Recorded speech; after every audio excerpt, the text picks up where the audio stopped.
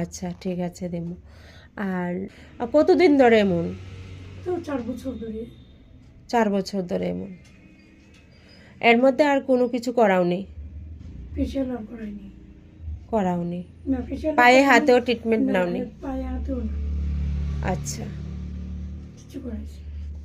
ঠিক আছে। তোমরা দেখিয়ে নিয়েছো আগের স্কিনটা, তো আমি অলরেডি কাজ শুরু করে দিয়েছি ফেসিয়াল ট্রিটমেন্ট। তো দেখেছো স্কিনটা কেমন ছিল। তো দীর্ঘদিন ধরে যদি একটা ফেসে কোনো যত্ন না নেওয়া থাকে, দেখার পর প্রবলেম দেখার পরও যদি ওই স্কিনটাকে তোমরা ছেড়ে দাও, তাহলে কিন্তু ধীরে ধীরে ওই স্কিনটা ড্যামেজের দিকে চলে যাবে।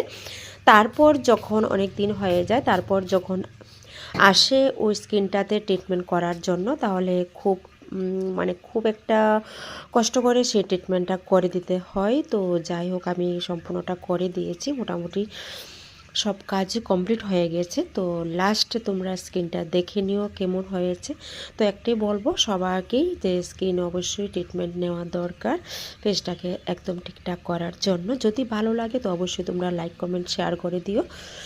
তো আমার পার্লারটা হলো আগরতলা ফায়ার সার্ভিস নেয়ার বাই পলের অফিসের পাশে। তো চলো আমি লাস্ট যে সব কাজ কমপ্লিট করার পর যেই ময়শ্চারাইজ দিতে হয় ওটা আমি দিয়ে দিচ্ছি।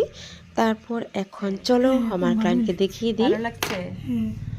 খুব ভালো হয়েছে। খুব ভালো হয়েছে? খুশি তুমি? আমি তো খুশি। তুমি ধীরে ধীরে চিন্তা করো না, তোমাকে আমি যতটুকু পারি করে দেব, বুঝেছো? আচ্ছা, যত্ন নেবে। Thank you. ওকে।